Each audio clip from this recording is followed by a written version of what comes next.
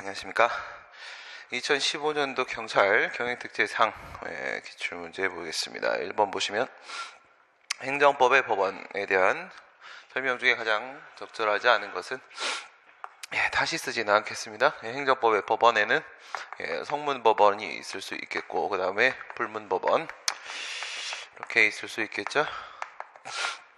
성문법원에서는 이제 효력 우선순위에 따라서 헌법부터 쭉 내려가서 기초지방자치단체 규칙까지 있을 수 있을 테고, 불문법이라고 하게 되면 판례법, 관습법, 그리고 조리법 이렇게 있는데, 첫 번째 나오는 얘기가 바로 판례법에 대한 얘기입니다. 대법원의 판례는 최고법원인 대법원 얘기하는 겁니다. 판례는 사안이 서로 다른 사건을 재판하는 하급심법원을 직접 기속하는 기속력이 인정된다. 만약 이렇게 되면 판례가 법이다 이렇게 볼 수가 있을 텐데, 어디까지만 인정이 된다고 했어요? 당해 사건까지만 인정이 된다고 했죠. 대법원 판결이라는 것은 당해 사건까지는 기속력이 인정이 될 수 있습니다. 그래서 대법원에서 파기환송시켜서 내려보낸 판결의 취지에 반하는 고등법원의 원심법원의 판결이 나오게 되면 그것은 기속력에 위반되기 때문에 무효인 판결이 되어버립니다. 당해 사건에 있어서는 기속력이 인정이 될 수가 있겠지만은 유사 사건, 즉 다른 사건 얘기하는 겁니다. 다른 사건에 있어서는 그 대법원 판결의 기속력이 인정이 될 수가 없다라고 얘기를 했습니다. 비록 그것이 무엇이라고 하더라도 말이죠. 그것이 법을 해석하는 법 해석의 법의 해석 기준을 대법원이 제시한 것이라고 하더라도, 그렇다고 하더라도 하급심법원은 그것에 따라서 재판을 하는 것이 일반적이겠지만, 그렇다고 하더라도 그것을 법이라고 볼 수는 없습니다. 만약 법이라고 본다면 대법원 판례에 위반되는 행위는 바로 위법 이렇게 인정을 해야 될 것인데, 그렇지는 않다는 것이죠. 남북 사이의 화해와 불가침 및 교류에 관한 합의서는 국가 간의 조약이 아니기 때문에 이 부분이 깨진 거죠. 국가 간의 조약에서 우리는 북한을 국가로 인정을 하고 있지 않기 때문에 국내법과 동일한 효력이 인정되는 것이 아니다. 4번에 보시게 되면 헌법 제6조 1항의 내용이 나오고 있습니다. 헌법에 의하여 체결 공포된 조약과 일반적으로 승인된 국제법규는, 여기서 헌법에 의해서 체결 공포된 조약이라는 것은 우리나라가 이제 그 조약의 당사자국이 되고 있는 것이고, 그다음에 일반적으로 승인된 국제법규는 우리나라가 그 당사자가 되지 않는 경우를 말하는 것인데, 국내법과 같은 효력을 가진다. 국내법이라고 하게 되면 그것은 법률의 효력을 갖는 경우도 있을 수 있겠고, 그다음에 법규 명령의 효력을 갖는 경우도 있을 수 있습니다. 이건 봐야 알겠는데, 같은 효력을 가진다. 바로 효력을 갖게 되는 것이고, 우리나라 같은 경우에는 그 국내법적 효력을 갖기 위해서 별도의 국회의 입법 절차를 거칠 필요는 없다라고 했습니다. 우리는 별도의 입법 절차를 요하는 것은 아니다. 우리 헌법 제6조 1항의 내용이 되는 것인데, 여기서 헌법에 체결 공포된 조약 쪽에 해당을 하는 것이냐 이겁니다. 그러한 조약이 아니다. 북한 같은 경우에는 국가를 우리가 인정을 하고 있지 않다. 물론 북한하고 우리나라하고 사이에 있어서는요, 서로 정상 간에 회담을 했다라거나 그래서 합의서를 체결했다라거나 하게 되면 서로의 어떤 정치적인 책임 하에 서로 간에 어떤 성실한 그 약속의 이행이 필요한 것은 맞지만은 이것은 단순히 신사협정에 불과한 것이고, 이것은 조약이 아니다라고 보는 게 우리 판례 입장이 되죠. 북한하고 한 것은 전부 다 조약이 아닙니다. 관습법이라는 것은 사회의 거듭된 관행으로 반복 관행을 얘기하는 거죠. 반복된 관행이 우선 존재해야 되는 것이고, 생성된 사회생활의 규범이 반복된 그 관행으로 만들어진 사회 규범이죠. 만들어진 어떤 이제 행위 기준이 이렇게 행동을 해야 된다라는 행위 기준이 제시가 되었을 때, 그것이 사회의 법적 확신과 인식에 의해서 법적 확신을 동반하면 비로소 그것이 관습법이 될 수가 있습니다. 지금 여기서 얘기하는 관습법은 이제 민중적 관습법을 얘기하는 것입니다. 민중적 관습법, 사회에서 반복된 관행이 만들어진 것이죠. 뭘 말하는 건 아니에요. 이거 행정선례법, 행정관행이 반복된 상황을 얘기하는 게 아니라, 지금은 민중적 관습법으로서의 관습법, 일반적으로 관습법 그러면 민중적 관습법을 말하는 겁니다. 이걸 말하는 것인데 법적 기범으로 승인 강행되기 이른 것을 말하는 것이다. 맞는 얘기고, 이와 같은 법적 확신을 가지고 있는지 없는지에 대한 판단은 누가 하는 것이다. 이거는 이제 법원에서 그와 같은 판단을 하게 될 것입니다. 다음 문제 보시게 되면 다음 행정법의 일반 원칙에 대한 설명 중에 가장 적절하지 않은 것은 행정법의 일반 원칙입니다. 비평신자 목동부실사, 평신자가 아닌 목동은 다리가 부실해서 사망에 이르게 된다라는 구약시대 공의 하나님의 불문법 원리로서 행정법의 일반 원칙을 말하는 것이죠. 비평신자 목동부실사, 징계 사유로 삼은 비행의 정도에 비해서 균형을 잃은 과중한 징계 처분을 하였다라고 한다면 과중한 징계 처분, 과중하다 이렇게 되면요, 이거는 과잉금지원칙 위반을 말하는 것이죠. 과잉금지원칙 위반. 따라서 이것은 비례원칙을 말하는 겁니다. 비례원칙. 비평신자 목동부실사의 비 얘기하는 것이고요. 재량권의 한계를 벗어나서 위협한 것이다. 이건 이제 불문법이니까요. 재량의 남용에 해당을 하겠죠. 재량의 남용 쪽에 해당을 할 겁니다. 비례원칙 위반 사유가 되는 것이고, 비례원칙은 이와 같은 과잉금지원칙 말고 모두 포함될 수가 있는 거예요. 과소금지원칙도 있을 수 있습니다. 과소금지원칙. 과소금지라는 내용도 있을 수 있다. 얘는 침익적인 처분, 얘는 수익적인 처분에 해당하는 것이고요. 운전면허의 취소 사유가 그 사람이 가진 여러 면허에 공통된 것이라면 그 면허 전부를 취소하는 것도 가능하다. 물론 여기는 부당결부금지원칙 얘기를 하려고 하는 거죠. 부당결부금지원칙, 비평신자 목동 부실사 부당결부금지원칙 얘기를 하는데, 예를 들어서 이런 상황을 얘기하는 거죠. 승용차를 음주운전을 하였다 이거야. 그런데 얘가 가지고 있는 면허 중에 전부라고 했는데, 그러면 얘가 가지고 있는 면허 2개라고 치게 되면요, 2종 보통 면허를 하나를 가지고 있고요, 그 다음에 1종 대형 면허를 하나를 가지고 있고요. 이렇게 치게 되면 2종 보통 면허로도 마찬가지고 1종 대형 면허로도 마찬가지고 승용차를 운전할 수가 있겠죠.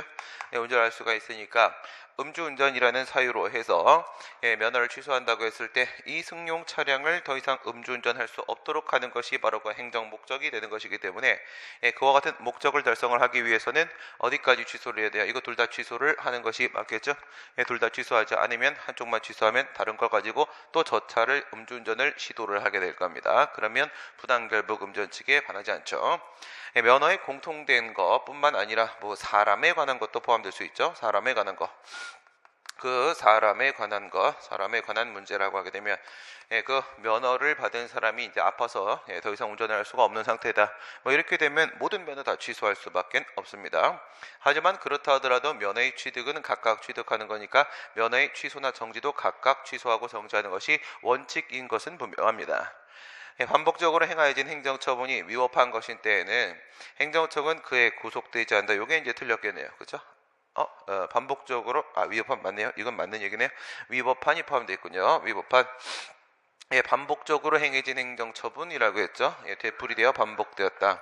행정처분이 되풀이되어 반복되었다. 이렇게 되면 자기구속원칙 얘기를 하는 거죠. 자기구속원칙 얘기를 하는데, 이런 경우에는요, 행정관행이 만들어졌잖아요. 얘는 지금 행정관행이 만들어졌죠. 반복됐습니다. 이렇게 됐을 때는 한 개의 일회의 선례가 아니라 행정관행이 형성된 경우라고 한다면, 이럴 때는 이게 재량준칙에 근거를 두고 있지 않아도 상관이 없습니다. 재량준칙에 근거를 두고 있지 않아도 반복된 관행이면 그 자체로서 자기구속원칙 적용을 받을 수 있습니다. 일회의 선례라고 하게 되면 재량준칙에 반드시 근거를 두고 있어야 되는 것이고요. 하지만 자기구속원칙의 적법성의 한계죠. 적법성의 한계, 위법한 것이라고 하게 되면 구속되지 않는다라고 했습니다. 이거는 어디서 오는 것이다? 자기구속원칙은 평등원칙에서 그 이론적 근거를 도출을 하게 됩니다. 평등원칙에서는요, 위법 앞에 평등 없다라고 얘기하는 것처럼 위법한 선례 앞에 자기구속 없다 이렇게 보게 되는 것이고, 하지만 우리 판례는 자기구속원칙의 이론적 근거를 평등원칙과 함께 신뢰보호원칙 양다리를 거쳐서 양쪽에서 도출을 하고자 하는 게 우리 판례 스타일. 재량권의 행사의 기준인 행정규칙이 반복적으로 시행이 되어, 이번에는요 재량준칙이 있었네요. 이럴 때는 행정규칙 형식의 행정규칙이라고 보고 푸는 겁니다. 행규 이렇게 들어가시고 행정규칙 형식의 행정규칙은 원칙적으로 대외적으로 아무런 구속력을 갖지 않는다. 저건 행정규칙이죠. 원칙적으로는 반복적으로 시행돼서 행정관행이 성립이 되었다. 행정규칙은 내부적 기준에 불과하다. 물론 이제 그렇게 볼 수 있죠. 이거는 행정규칙이니까 외부적 구속력, 직접적 구속력은 없다라고 보겠지만은 이를 위반 시에 재량권의 일탈남용에 해당하지 않는다. 그렇지 않죠. 비록 그것이 행정규칙에 불과하다고 할지라도 자기구속원칙 적용이 되니까 재량의 남용이 발생할 수 있는 게 맞는 겁니다. 만약 이거를 법규명령으로 보게 되면 재량의 하자 문제가 아니라 성문법 위반 문제가 돼버리겠죠. 3번입니다. 특별행정법 관계, 그 다음에 특별권력관계, 판례는 특별권력관계라고 부르고 있고 그것은 특별행정법 관계를 의미하는 것이죠. 판례는 특별권력관계라고 쓰고 특별행정법 관계라고 읽고 있습니다. 특별권력관계는 원래 종래 특별권력관계는 법이 적용되지 않는 영역이었는데요. 여기서 이제 법관계로 이렇게 바꿔놨기 때문에 여기에는 법의 적용이 가능합니다. 여기에는 법의 적용이 가능하다. 법의 적용이 가능하니까 사법심사가 가능하다. 다만 판단 여지와 재량행위의 범위를 좀 폭넓게 인정을 하게 된다라고 했습니다. 국공립대학교, 공립교육대학의 학생에 대한 퇴학 처분은 행정처분으로서 행정소송의 대상이 되는 것이다. 근조감사입니다. 근조감사, 근조감사, 이게 이제 특별권력관계, 종래의 특별권력관계로 보았던 국가 영역들이죠. 국가 영역으로 근조감사, 문재인 대통령님께서 특별권력주체가 우리 집에 근조화환을 보내주시니 감사하지요. 특별권력주체가 보내준 근조화환이었습니다. 근무관계하고 영조물 이용관계, 그리고 감독관계, 사당관계 이렇게 들어가게 될 텐데요. 여기서 지금 얘기하는 것은 얘는 영조물 이용관계에 해당을 하겠죠. 얘는 공법상의 영조물 이용관계 쪽에 해당을 합니다. 국공립학교라는 것은 공법상 영조물이죠. 영조물일 수도 있고 영조물 법인일 수도 있는데 상관은 없습니다. 어쨌든 영조물이니까 직영 영조물이든 영조물 법인이든 상관없고요. 퇴학 처분은 행정처분으로서 행정소송의 대상이 된다. 영조물 이용관계로서 특별행정법 관계가 맞습니다. 지금은 사법심사가 나오죠. 그렇다면 저게 처분인지만 보시면 되겠는데 이 퇴학 처분이라는 것은요. 물론 이제 내부적 질서를 유지할 목적으로 해서 내부 질서 유지를 목적으로 했을 때 가장 강력한 방법은 뭡니까? 공무원이라고 하게 되면 그냥 면직시켜 버리는 거고요. 그 다음에 학교라고 하게 되면 그냥 퇴학 처분은 해버리는 것입니다. 그냥 내쫓는 게 가장 강력한 방법입니다. 그래서 퇴학 처분입니다. 퇴학 처분이라는 것은 영조물을 이용할 수 있는 권리를 박탈하는 것이기 때문에 저것은 처분에 해당한다 이렇게 볼 수 있습니다. 그래서 입학 결정이 있을 수가 있겠고 국공립학교 입학 결정이 있다. 그 다음에 퇴학 결정이 있다. 퇴학 결정이 있다라고 하게 되면 이것들은 전부 다 처분이 되겠죠. 입학 결정이라는 것은 무엇이다? 영조물을 이용할 수 있는 권리를 설정해주는 행위이기 때문에 특허에 해당을 할 것이고 퇴학 결정이라는 것은 영조물을 이용할 수 있는 권리를 박탈하는 것으로서 후발적 사유에 따른 것이니까 철회에 해당을 할 것이고 얘네들은 전부 다 처분이 맞겠죠. 서울특별시 공사의 임직원의 근무관계의 성질은 공법상의 특별권력관계라고 볼 수 있다? 그렇지 않습니다. 이와 같은 이제 공단, 공사 이런 것들을 생각을 해보시게 되면요, 공법상 법인 얘기하는 거죠. 공법상 법인, 공법상 법인인데 얘가 무슨 지위를 가지고 있냐? 기타 행정주체의 지위를 갖는 경우, 기타 행정주체 언제만 그렇습니까? 언제만 위탁받은 공무를 그렇죠? 위탁받은 공행정 사무를 위탁받은 공무를 수행하는 범위 내에서만 공무를 수행하는 범위 내에서만 행정 주체의 지위가 인정되는 것이고 여기에서만 공법관계가 성립이 될 수가 있단 말입니다. 공법관계가 요거는 이제 봐야 되는데 위탁이 어디까지 됐는지는 알 수가 없습니다. 우리가 문제에서 어디까지 위탁됐는지 법령을 주면 보고 바로 해석할 수 있겠지만 이런 식으로 법령을 주지 않으면 우선은 이렇게 생각을 하세요. 우선은 이와 같은 인사조치 얘기하는 겁니다. 인사조치, 근무관계 근로관계 얘기하는 겁니다. 근로관계로 쓸까요? 예, 근무관계, 근로관계 같은 말이고, 예, 이와 같은 공법상 법인의 사단법인, 재단법인, 영조물법인 이 같은 공법상 법인의 예, 직원들의 근로관계, 근무관계 같은 경우에는 그래서 이 친구들한테 했던 인사처분이라는 것은 예, 이것은 사법관계고 이것은 위탁받은 공무 문제가 아니기 때문에 사법관계고 예, 그 행위는 사법상 행위고 그 행위는 사법상 행위고 사법상 행위고 이것은 행정청의 지위에서 행위한 것이 아니다. 이거는 행정청의 지위에서 행위한 것이 아니다. 여기서는 얘가 행정청이 맞죠. 얘는 별도의 행정기관을 보유하지 못하기 때문에 얘는 행정청의 지위가 인정되죠. 위탁받은 공무가 아니기 때문에 행정청의 지위에서 행위한 것도 아니고 공법행위도 아니고 그러기 때문에 처분이 아니다. 우선은 이렇게 하시고 그리고 나서 예외 상황을 기억하는데 그 예외가 바로 농지계량조합입니다. 농지계량조합. 얘는 공법상 특별권력관계, 공법관계라고 보고 있습니다. 판례가 얘는 유독 이렇게 보고 있으니까 얘를 따로 기억하시기 바랍니다. 이와 같은 근무관계라고 하게 되면 다른 상황들이 발생할 수 있어요. 그러면 우선은 사법관계 처리하십시오. 그리고 나서 농지계량조합은 유독 공법관계로 처리하고 있다. 이렇게 비교해서 기억을 하시면 됩니다. 4번입니다. 다음 행정법상의 신고에 관한 설명으로 적절하지 않은 것은 건축주 명의변경 신고 수리 거부 행위는 취소의 대상이 되는 처분이라고 할 수 없다. 할 수 없다. 하지 않을 수 없다. 그럼 처분이란 얘기죠. 처분이란 얘기죠. 네, 저거는 뭐랑 다 똑같은 거예요. 명의변경 신고, 명의변경 신고 이거 얘기하는 거죠. 그 다음에 지위승계 신고, 지위승계 신고, 지위승계 신고 이거 얘기하는 거죠. 얘네들 같은 경우에는 전부 다 그 요건에 뭐가 포함돼요? 다 똑같다고 했습니다. 다시 따로 지금은 설명할 시간 없으니까 넘어가도록 하겠습니다. 명의변경 신고, 지위승계 신고 같은 경우에는 전부 다 유효한 양도계약, 이게 포함되죠. 유효한 양도계약의 체결, 유효한 양도계약의 체결이라는 무엇이 포함되고 있다. 실질적 요건이 포함되고 있다 이겁니다. 실질적 요건이 포함이 되고 있기 때문에 이 신고는 무슨 신고가 되는 거다? 수리를 요하는 신고가 되는 것이죠. 얘는 수리를 요하는 신고입니다. 영업자이든 아니면 건축주이든 전부 다 똑같다고 했습니다. 그러면 이 신고에 대한 수리는 뭐가 됩니까? 이에 대한 수리는요. 수리는 마수리죠. 마수리니까 마수리는 준법률 행위 이거죠. 준법률 행위적 행정 행위로서 수리에 해당을 할 겁니다.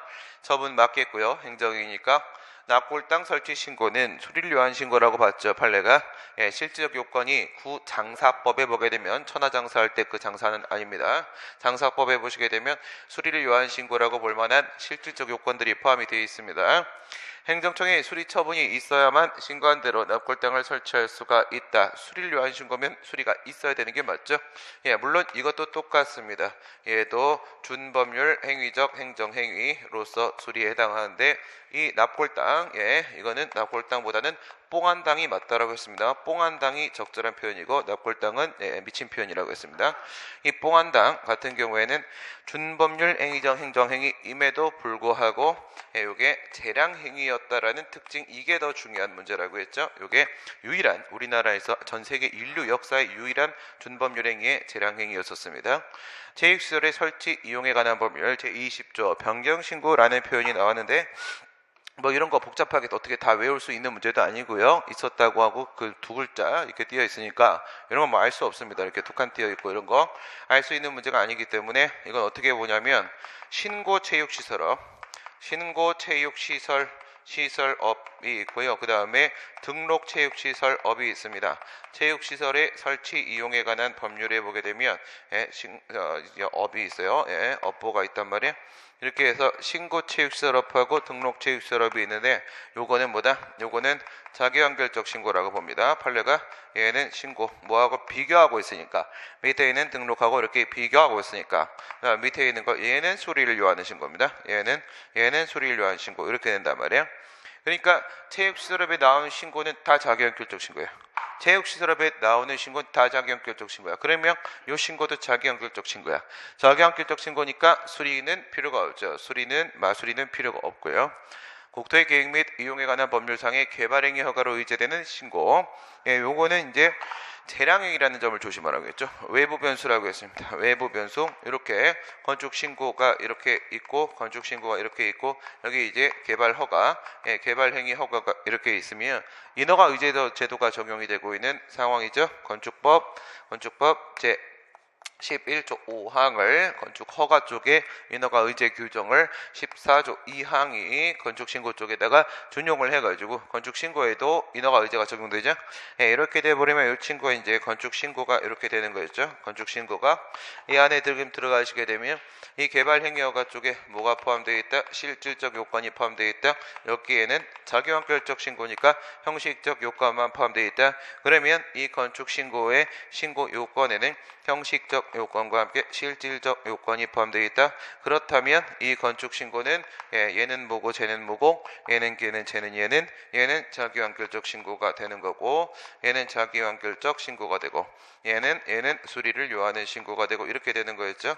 얘는 수리를 요하는 신고, 자기완결적 신고 이렇게 되는데 요서 끝나는 게 아니라는 거죠. 지금 요서 끝나는 게 아니라 여기에 보시게 되면 이 친구는요 개발행위 허가는 예외적 허가로서 재량행위란 말이죠. 재량행위니까 이게 재량이니까 이 신고에 대한 수리가 나오게 되면 이 신고에 대한 수리가 나오면 이 수리가 처분인 건 맞는데 또한 얘는 뭐라고? 재량행위다. 재량이다. 여기까지 기억을 해두셔야 된다. 이거죠. 됐고요. 수리를 신고가 개발 행위 허가의 기준을 갖추지 못한 경우에 여기에는 요 실질적 요건 주변의 토지 이용 실태와 조화를 이루지 못하는 경우에 수리를 거부할 수 있다. 예, 근데 이게 그렇지 않고 다른 공익상 이유로 거부할 수 있다. 그것도 됩니다. 그것도 돼요. 다른 공익상 이유로 거부하는 것도 물론 가능합니다. 왜? 재량이니까. 예, 그다음 5번입니다. 행정규칙에 대한 설명 중에 가장 적절한 것은 교육부 장관의 내신 성적 산정 지침을 시도교육감에게 통보한 것은 내신 성적을 산출하는 방법입니다. 내신 성적을 산출하는 기준을 교육부 장관이 제시를 해줬던 거죠.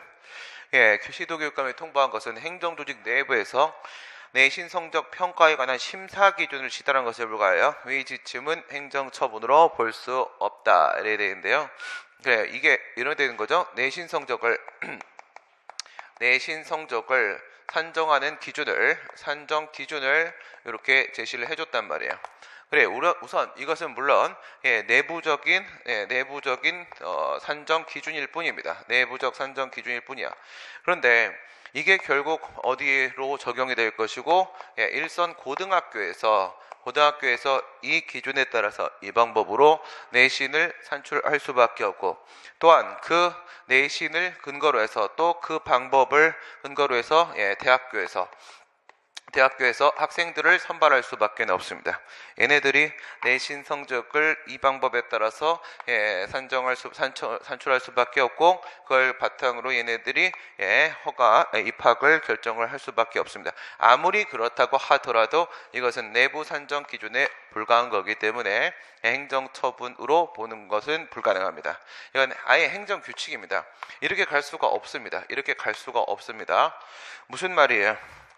최소한 내용이 실질이 법규적 사항으로서 권리 의무에 관한 사항이어야지.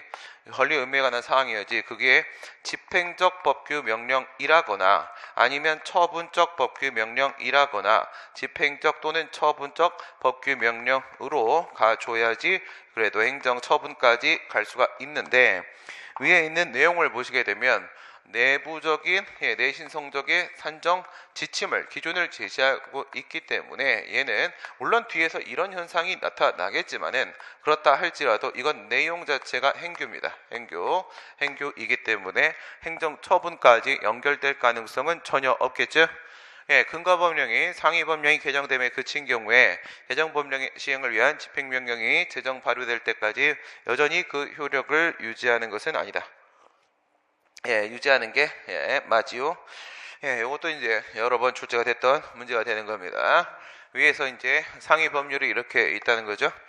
A라는 법률이 이렇게 있고 그 법률이 B라는 법률로 이렇게 개정이 된다는 것이죠. B라는 법률로 이렇게 개정이 된다. 고 했을 때 이 법률을 시행하기 위한 기술적 사항, 얘를 시행하기 위한 기술적 사항을 정하고 있는 집행명령입니다. 집행명령. 이건 반드시 여러분들이 시행령이라고만 생각을 하지 마시고 시행규칙일 수도 있는 겁니다. 직권명령, 집행명령 이름은 혼용하죠. 헌법 75조, 95조.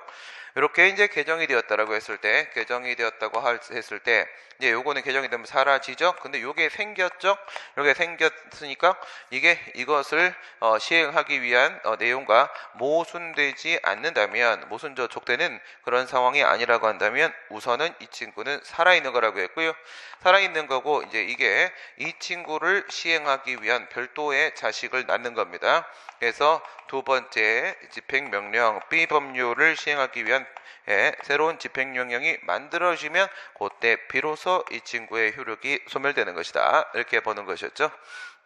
개정법령 시행을 위한 집행명령이 제정 발효될 때까지 저거 B 두 번째 2번 집행명령이 나올 때까지는 효력이 유지되는 게 맞고요.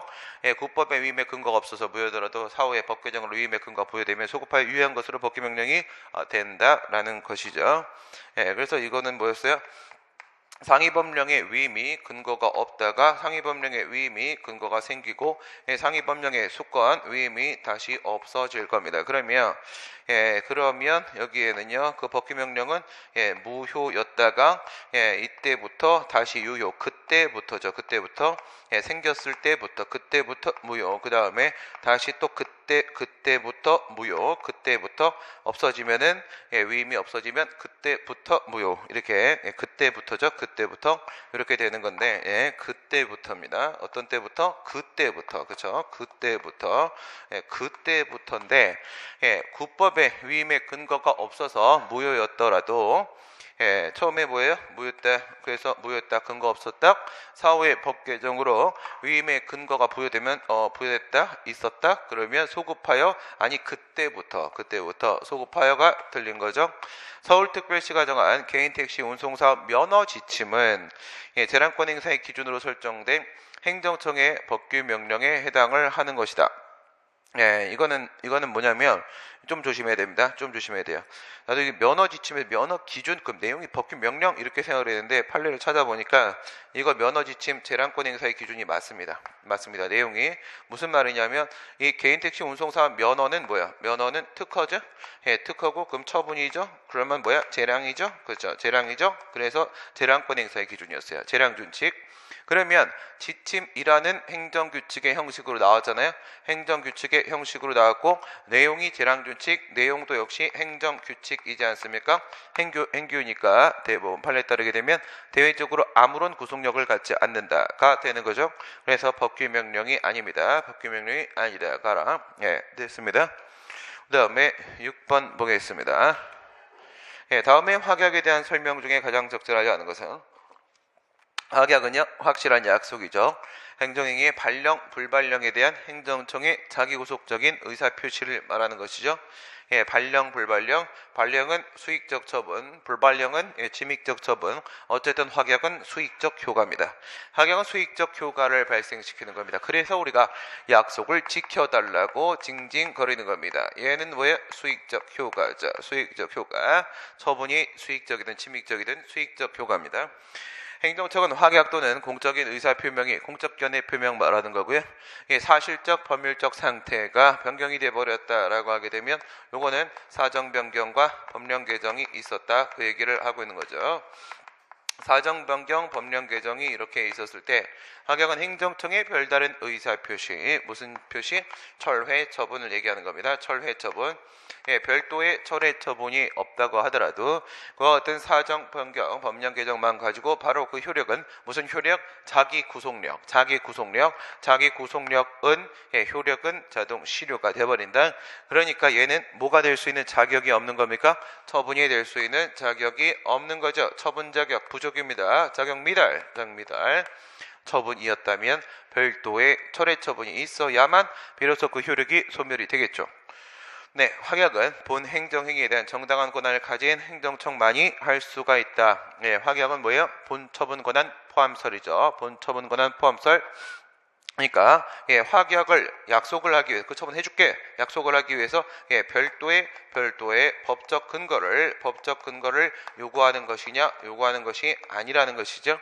예, 본 처분 권한 포함설입니다. 본 처분 그 확약의 약속의 대상이 되는 그 행위, 그 처분 권한, 그 권한 안에 모두 포함이 되어 있는 것이다. 예, 확약을 할 수 있는 권한도 역시 포함이 되어 있는 거겠죠. 예, 그러니까 정당한 권한을 가진 행정청, 그러니까 저 처분에 대한 약속의 대상이 되는 행위에 대한 권한을 가지고 있어야지 할 수 있는 거고요. 당의 행정청의 행위 권한의 범위 내에서 그렇죠. 정상적으로 해야 되는 겁니다. 처분하는 거랑 똑같은 겁니다. 처분하는 거랑 똑같이 권한을 가지고 있어야 되고요. 행정절차법에는 확약에 대한 규정을 두고 있지 않고 확약의 가능성을 논한 실익이 없다. 확약의 가능성에 대한 얘기는 우리 뭐 어떤 것들 논의를 해봤었습니까? 예, 재량행위 말고 과연 기속행위에서도 확약이 필요한가? 예, 필요하다 이거죠. 대처 이익을 보장할 수 있기 때문에. 그 다음 허가의 요건을 못 갖춘 경우, 예, 아직 갖추지 못한 경우 말고 이미 요건을 다 갖춘 경우에도 확약이 필요한가? 그렇다 이거죠. 대처 이익이 있으니까. 어떤 경우에도 확약은 다 그만큼의 대처 이익을 가지고 있다. 이런 식의 확약 가능성에 대한 논의가 필요하냐? 예, 필요하죠. 예, 겁나게 필요한 상황이고요. 예, 그 행정절차법에 뭐가 없어요? 확약에 대한 내용은 없습니다. 행정절차법에는 예, 신입생 처지예였죠. 신입생은 절차 규정을 적용받을 처지에 신고, 입법 예고, 처분 절차, 행정지도, 행정예고 여기까지만 있죠. 나머지 없죠. 나머지 없다 그럴 때 뭐 문제 나오는 건 계획, 그 다음에 공법상 계약, 그 다음에 뭐 여기서 나오는 거 예, 확약, 예, 뭐 이런 것들은 행정절차법에 따로 규정이 없죠. 업과 면허, 특허죠. 허가죠. 신고, 수리를 요하는 신고죠. 선행하는 우선순위 결정 확약에 불과하고, 예, 얘는 확약에 불과하다. 확약에 불과하고 행정처분이 아니다. 그 얘기는 확약은 처분이 아니다 라는 의미가 포함되어 있죠. 당장 우선순위 결정이 처분이 아니다 말고도 그 안에는 이면에 확약은 처분이 아니다 라는 내용이 포함되어 있고, 우선순위 결정에는 공정력이나 불가증력 같은 효력은 인정되지 않는다. 그렇죠? 예, 공정력 하고요. 얘는 뭐 2단계 중요한 게 아니라 존속력이죠. 존속력. 형식적 존속력은 불가증력, 실질적 존속력은 불가변력, 공정력에는 협의 공정력, 구성요건적 효력, 강제력에는 집행력, 제재력, 요 세 개죠. 예, 공정력, 존속력, 강제력, 공정력, 존속력, 강제력, 공정력, 존속력, 강제력이 행정행위 효력이죠. 행정행위가 아니니까 그런 효력은 없다. 7번.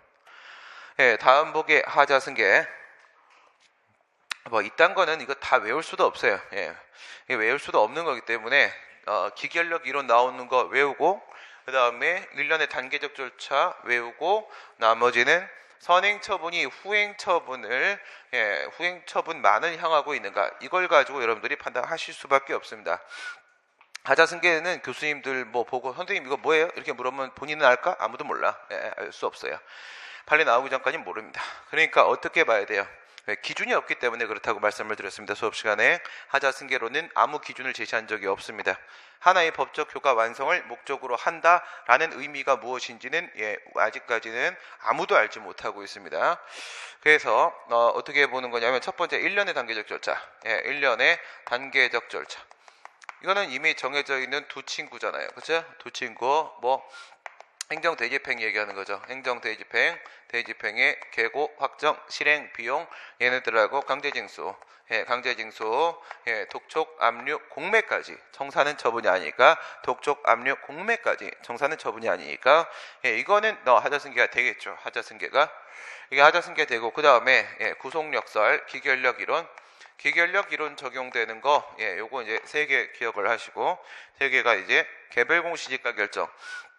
예, 개별 공시지가 결정하고 그다음에 양도소득세부가 처분, 그다음에 표준지 공시지가 결정, 표준지 공시지가 결정하고 개별지, 표준지, 표준지 공시지가 결정 하고 저기는 수용재결 처분, 그다음에 친일 반민족 행위자 결정 하고 보조금 지급 배제 결정.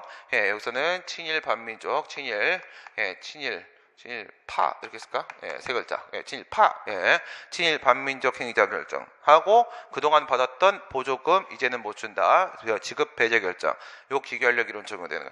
이거 이렇게 생각을 하시고 여기에 빠지는 것 같은 경우에는 앞에 있는 선행처분이 오직 후행처분만을 향한 꼬봉인 것인가? 꼬봉론입니다. 꼬봉론. 그래서 오야분 꼬봉론인데 이 오야분 꼬봉론에 따라서 이 친구가 다른 가능성은 전혀 없고 오직 너만을 위한 일심 얘만을 위한 그러한 선행처분인 것인가? 일편단심의 민들레 꽃처럼 이건가를 보시면 됩니다. 그 말고는 기준이 없어요. 보시면 여기서 먼저 1년의 단계적 절차가 없어요. 여기는 지금 하나도 안 나와 있으니까 이거 갖고 뭐 해결될 거 없고, 그 다음 여기에 있죠. 개별 공시지가, 표준지 공시지가, 그 다음에 친일 반민족 행위자 결정. 이걸 찾아보게 되면 이게 나오죠. 표준지 공시지가 결정, 표준지 공시지가 결정, 요거 하나가 나와요. 이게 다예요. 그 다음에 기결력 이론 또 다른 거 없죠. 친일파도 없고요. 친일파는 다 우리 쫓아내서 이제 없고, 그 다음에 요거를 보시게 되면 오직 얘를 위해서, 그러니까 이거 나오면 무조건 일로 가는 거냐 이거야. 그게 바로 니은이 안겨 있잖아요. 니은 보시게 되면 안경사 국가시험 합격 무효 처분을 받았어요. 합격 무효 처분, 합격 결정을 받았다가 무효다라고 무효 처분 받았어. 그러면 이 합격증을 근거로 해서 받았던 안경사 면허도 당연히 취소될 수밖에 없는 거예요. 합격 무효 처분은 면허 취소 처분으로 연결될 수밖에 없는 거예요. 저건 너무나 필연적인 거잖아. 그죠? 저거 한 개 빼고 나머지는 다 달라요. 그러니까 이런 거 나오면 뭐 방법이 없어요. 노답이죠. 도시계획 결정이 선행처분이야. 토지 등급 설정이 선행처분이야. 그러면 얘네들이 오직 뒤에 있는 수용재결이나 뒤에 있는 과세처분만을 위해서 만들어진 거라고 볼 수 있냐? 그런 게 아니라는 거죠. 그래서 기준을 그냥 이렇게 잡으세요. 원칙적으로는 선행처분과 후행처분의 법적 효과는 같지 않을 것이다 라고 여러분들은 의심을 하세요. 같지 않을 것이다. 그리고 요거 두 개로 생각을 하시고, 그 다음에 이 친구가 나오면 무조건 이 친구가 나올 수밖에 없고, 얘는 무조건 얘를 위해 복무하고 있는 것인가, 그거를 가지고 판단 내리는 방법밖에 없어요. 안 그러면 다 외워야 돼요. 근데 외울 수가 없어요. 외울 수가. 그래서 여기에는 저겁니다. 표준지 공시가 결정과 기결력 이론은 항상 하나 들어올 겁니다. 그 다음에 안경사. 이렇게 하면 니은, 비읍 두 개가 나오게 되고요. 8번. 행정법상의 계약에 대한 설명으로 적절하지 않은 것은, 이게 행정법상 계약이기 때문에 프랑스 랑스에서 행정계약이라는 것을 걔네들은 행정계약이라는 표현을 쓰죠.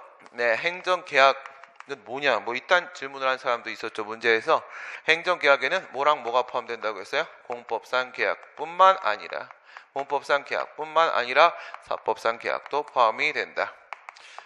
원래는 더 있다고 했죠. 뒤에 더 있는 건데 플러스 알파가 이렇게 있는 건데 신경 쓰지 말라고 했어요. 문제에서는 행정계약이라는 개념은 공법상 계약과 사법상 계약을 모두 포함하는 개념이다. 프랑스 개념이다. 공중보건이 공보의 체험계약 해지의 의사표시에 대해서는 대등한 당사자 간의 소송 형식이 공법상 당사자 소송으로 무효항소송을 청구를 해야 되는 것이다. 그렇죠. 이 채용계약은 뭐야? 이 채용계약은 공법상 계약이죠. 얘는 이제 공법상 계약에 해당을 하는 것이다. 공법상 계약인데 이게 옛날에 과거에 구에 모일 때 계약직 공무원일 때도 마찬가지 지금의 일반직 공무원으로서 임기제 공무원으로 바뀐 지금의 상황에서도 마찬가지 둘 다 공법상 계약이고 당사소송이다.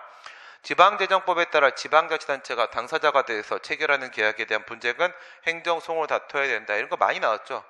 지방재정법은 예산회계법을 준용하고, 그 다음에 지방자치단체를 당사자로 하는 계약에 관한 법률, 국가를 당사자로 하는 계약에 관한 법률, 거기에는 계약은 대체로 사법상 계약이라고 했잖아요. 그죠?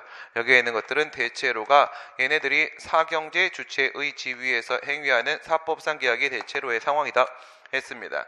그러니까 이건 행정소송이 아니라 원칙적으로는 민사소송이다.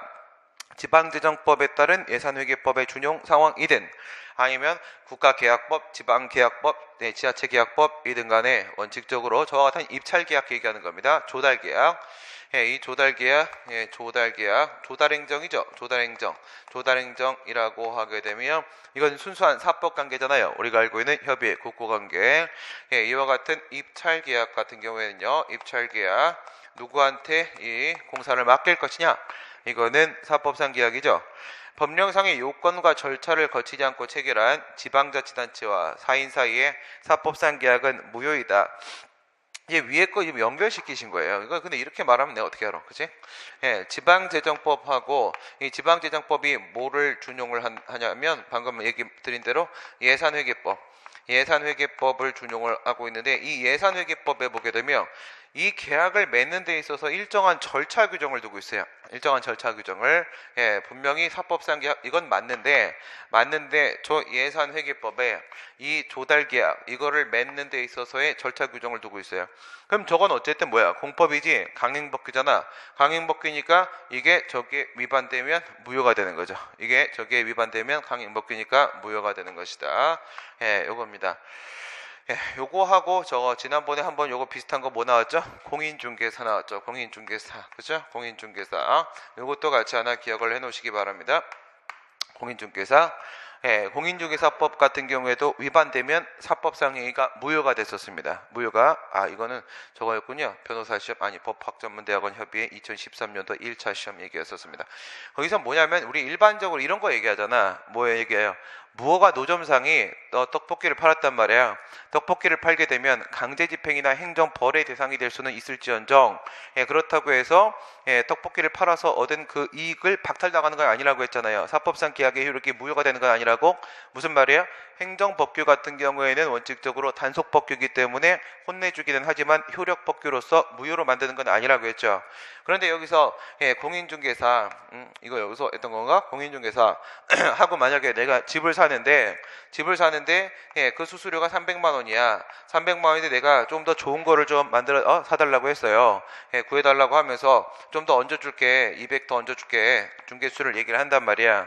그러면 법정 수수료가 300인데 내가 얘네들한테 야 아줌마 저기 200 더 줄 테니까 좀 좋은 거 해주세요 해서 약속을 하고 좋은 집을 구했어요. 좋은 집을 구하고 나서 내가 500을 줘야 되냐 이거야. 500을 안 줘도 된다 이거지. 200은 무효다. 200은 무효다. 약속이 무효고 난 300만 주면 되는 거란 말이에요.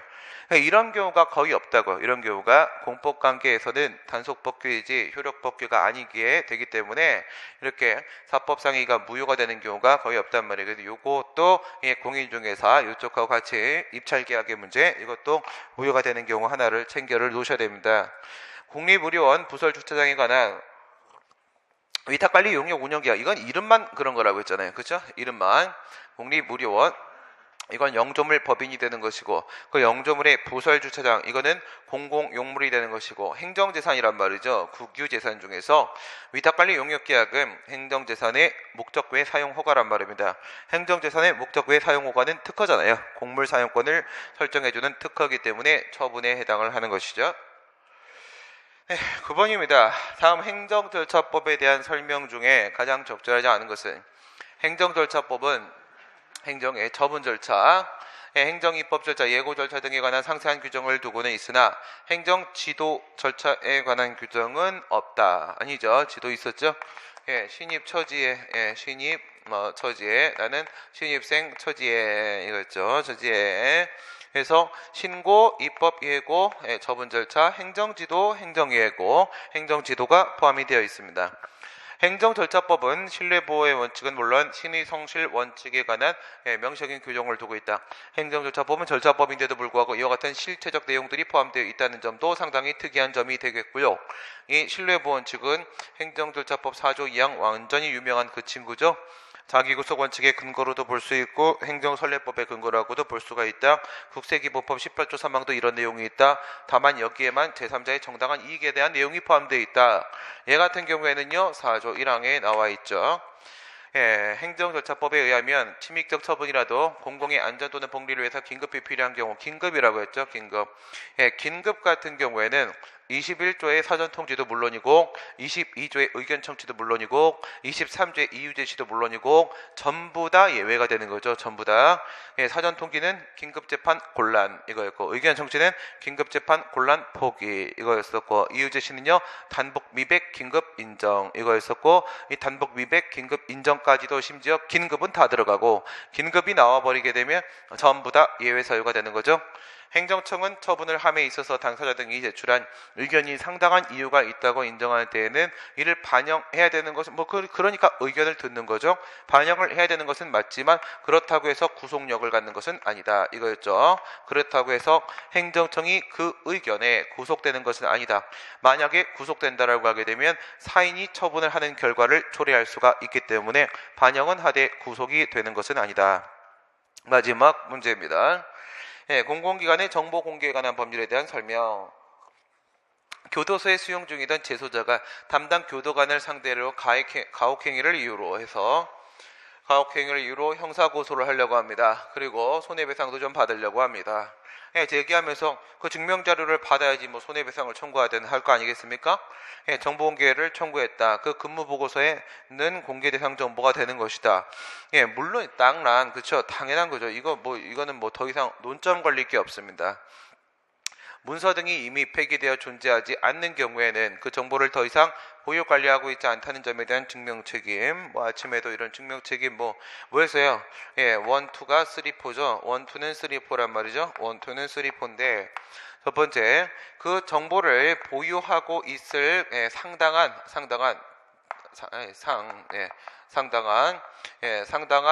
개연성이 있다. 정보를 보유하고 있을 상당한 개연성이 있다. 이런 부분이 있을 수 있겠고, 그 다음에 가지고 있었는데 현재는 이제 폐기돼서 보유하고 있지 않다, 보유 관리하고 있지 않다, 이런 문제가 있을 수 있겠고, 그 청구 대상 정보는요, 청구의 대상 정보는 비공개 대상 정보야. 이거는 비공개 대상 정보에 해당을 하는 것이다. 아니 근데 비공개 대상 정보는 맞기는 한데 아무리 그렇다고 할지라도 이 비공개의 법익보다 알 권리의 법익이 더 크단 말이야. 그러니까 재량의 하자가 있는 거야. 비공개 결정하면 그건 재량의 하자야 라는 거 하고, 이거는 누가 입증을 하는 거냐? 누가 입증을 하는 거라고 했어요? 누가 입증을 하는 겁니까? 얘는 두라고 이렇게 묶이는 거죠. 이렇게 묶이면 입증의 문제는 소송 들어가야 되는 거니까 원고. 원고는 청구인. 정보공개 청구란 청구인이죠. 피고. 피고는 정보 공개를 해줘야 되는 의무기관. 공개 의무기관. 얘는 누구야? 공공기관 이렇게 되죠. 했을 때 너 갖고 있잖아 원고. 얘가 입증해야 되죠. 지금 없거든. 피고. 얘가 주장하고 입증을 해야 되고, 야 그거 비공개 대상 정보거든. 그거는 피고가 주장 입증해야 되고, 너 재량의 하자거든. 비공개 결정한 거. 이거는 원고가 주장 입증을 해야 되는 거죠. 이게 정보공개 주장 입증 책임. 문서 등의 이미 폐기 존재, 공공기관의 정보공개에 관한 법률에서 말하는 국민에는 자연인은 물론 소송을 제기한다. 비공개 결정에 대해서, 부분 공개 결정에 대해서 정보공개 청구 후에 20일이 지났을 때의 소송에 대해서, 심판에 대해서 누가 소송이나 심판을 제기합니까? 청구인 이렇게 되어 있죠. 청구인 이렇게 되어 있습니다. 어디서? 정보공개법 18조의 이의신청, 정보공개법 19조의 행정심판, 정보공개법 20조의 행정소송에서 청구인은 원고가 되고 청구인이 되고 신청인이 될 수가 있다. 이렇게 되어 있죠. 그럼 청구인은 누구냐? 청구인은 정보공개 청구권자다. 정보공개 청구권자. 정보공개 청구권자가 청구인이다. 그러면 정보공개 청구권자가 뭔데? 정보공개 청구권자는 정보공개법 5조 1항에 나와 있다. 거기에 보면 모든 국민이다. 그럼 모든 국민은 국민이 뭔데 이거를 판례가 찾은 거죠. 예, 이렇게 봤다 했을 때 여기에는 자연인은 물론 법인하고 그다음 법인격이 없는 사단재단 다 포함되고 싸구리 다 포함되고, 예, 그다음 여기서 권리 능력이 없는 사단재단 등의 경우에는 설립 목적을 불문한다. 이 얘기를 왜 한 거예요? 이 자연인은 물론 한 다음에 여기서 얘가 자기 이익과 직접 관계없는 정보에 대한 공개 청구도 가능하다고 했죠. 개별적 정보 공개 청구권 말고도 일반적 정보 공개 청구권까지 인정된다고 했죠. 이 법인 쪽이나 이 사단재단, 법인격 없는 얘네들 단체까지도 똑같이 일반적 정보 공개 청구권이 인정된다는 말을 하고 싶어서 너네들의 설립 목적이 뭔지도 관심 없다. 그냥 궁금하면 다 물어봐라 라고 얘기를 한 거예요. 일반적 정보 공개 청구권이라는 부분을 단체에게도 적용된다라고 말해주고 싶은 거예요. 판례가 개별적 정보 공개 청구권만 인정되는 게 아니고 일반적 정보 공개 청구권이 인정된다. 이게 모든 국민이다. 이렇게 말을 한 거죠. 청구 대상 정보가 이미 다른 사람에게 공개돼서 널리 알려져 있다거나 인터넷 검색을 통해서 쉽게 알 수 있으면 지가 검색해서 주면 되잖아요. 그쵸? 왜 나보고 검색하라고 합니까? 그쵸? 무슨 말이에요? 예, 청구인한테 뭐라고 할 문제가 아니라 그러면 이런 게 맞다면 그러면 뭐 지가 공무원 지가 검색해서 주든지 갖고 있으면 그걸 주든지 하면 되는 거지. 무슨 말이냐? 정보공개법. 예, 정보공개법, 예, 정보공개법 구조 1항 단서에 보게 되면 1호에서 8호까지 뭐가 나옵니까? 여기까지 비공개 대상 정보가 나오지 않습니까? 비공개 대상 정보에 해당하지 않는 이상 몇 조의 적용을 받는다고 봐야 돼? 예, 3조의 적용을 받는다고 봐야 되는 거고요. 3조에 보게 되면 정보 공개 의무를 천명하고 있단 말입니다. 예, 공공기관은 공개 의무 기관, 정보 의무 기관은 반드시 공개를 해야 되는 거예요. 뭐에 해당하지 않는 이상, 여기에는 1호에서 8호에 해당하지 않는 이상. 이런 쓸데없는 소리 하면 안 되는 겁니다. 알려져 있으면 지가 또 한 번 알려주면 되잖아. 그치? 또 한 번 알려주면 되잖아요. 예, 그런 건 중요한 문제가 아니다. 이게. 네, 오늘 여기까지 하도록 하겠습니다. 수고하셨습니다.